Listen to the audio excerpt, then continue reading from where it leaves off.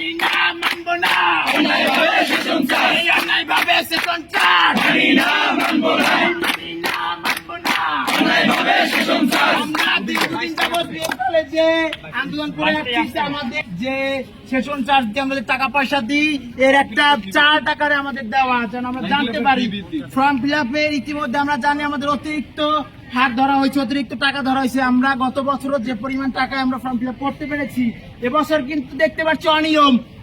জাতীয় বিশ্ববিদ্যালয়ে কোনো কিন্তু সেরকম বাজেট আসে না। আমার টাকা দিয়ে তারা কিন্তু দুর্নীতি করে, তারা পাচার করে, কিন্তু আমার টাকা আমি কিন্তু ঠিকভাবে শিক্ষা পাচ্ছি না।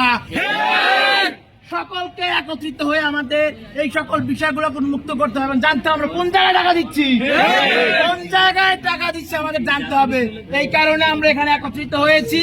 তো জালো রে জালো, আগুন জালো, জালো রে জালো, আগুন জালো, দিকে দিকে আগুন জালো, দিকে দিকে আগুন জালো। তোমার আমার অধিকার, তোমার আমার অধিকার, রাজপথ কাঁপছে, রাজপথ কাঁপছে, রাজপথ কাঁপছে, রাজপথ কাঁপছে, রাজপথ কাঁপছে, রাজপথ কাঁপছে, শিক্ষাখাতের অনিয়ম মানি না, মানবো না, মানি না, মানবো না, শিক্ষাখাতের অনিয়ম, শিক্ষাখাতের অনিয়ম মানি না, মানবো না, মানি না, মানবো না, শিক্ষাখাতের অনিয়ম, শিক্ষাখাতের অনিয়ম মানি না, মানবো না, মানি না, মানবো না, শিক্ষাখাতের অনিয়ম, শিক্ষাখাতের অনিয়ম মানি না, মানবো না। আমাদের দাবি মানতে হবে, মানতে হবে, মানতে হবে, মানতে হবে, আমাদের দাবি, আমাদের দাবি মানতে হবে, মানতে হবে। বিএম কলেজের সেশন চার উন্মুক্ত করতে হবে, উন্মুক্ত করতে হবে, বিএম কলেজের সেশন চার, বিএম কলেজের সেশন চার উন্মুক্ত করতে হবে, উন্মুক্ত করতে হবে, বিএম কলেজের সেশন চার, বিএম কলেজের সেশন চার উন্মুক্ত করতে হবে, উন্মুক্ত করতে হবে, বিএম কলেজের সেশন চার। প্রিয় 22 শিক্ষাবর্ষের ভাই বন্ধুরা, আমরা আজকে এখানে দাঁড়িয়েছি ছোট্ট একটা স্লোগানের মাধ্যমে। এই 0 পয়েন্ট থেকে, ঐতিহ্যবাহী বিএম কলেজের 0 পয়েন্ট থেকে আমরা জানিয়ে দিলাম, আমরা অধ্যক্ষ মহোদয়ের কাছে আবারও জানান দিতে চাই আমাদের অতি দ্রুত সেশন চার্জের খাত উন্মুক্ত করতে।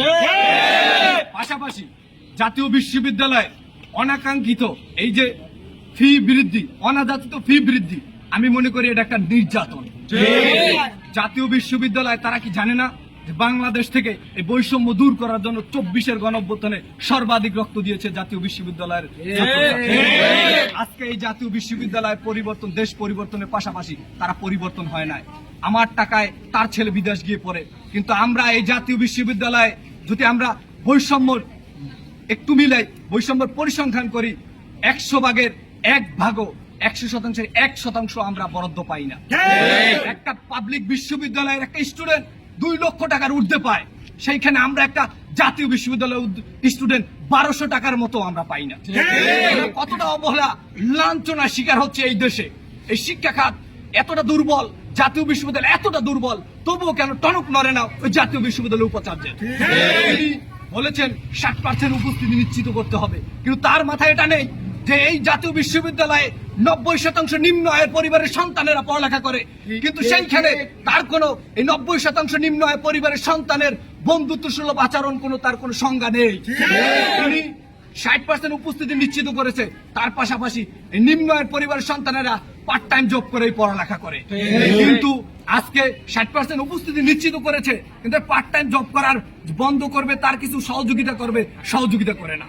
শতবর্ষী কলেজের 22টা ডিপার্টমেন্ট থাকে, শতবর্ষী কলেজের 25,000-30,000 স্টুডেন্ট থাকে, কিন্তু একটা নিম্ন কলেজ যেটা বলা যায়, সেই কলেজেও যদি 10 জন যদি তারা দরিদ্র তহবিল থেকে সহযোগিতা পায়, সেইখানে শতবর্ষী কলেজও 10 জন পায়। বৈষম্য, এতটা অবহেলা, 25,000 স্টুডেন্টের মাঝে যদি 10 জন পায়, আর এক জায়গায় 2,000-1,000 স্টুডেন্টের মাঝে 10 জন পায়।